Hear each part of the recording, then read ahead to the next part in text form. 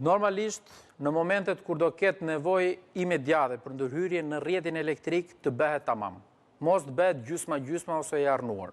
Qytetarët kanë kujdes të mos t'i dëmtojnë investimet që bëhen, pak rëndësi ka kush i bën.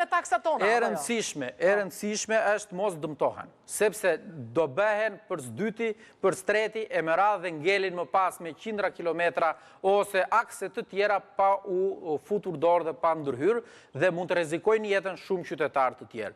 Gjithashtu kam edhe një apel tjetër për shumë qytetarë të cilët shpesh herë i fusin edhe duart vetë tek pjesa e impianteve elektrike.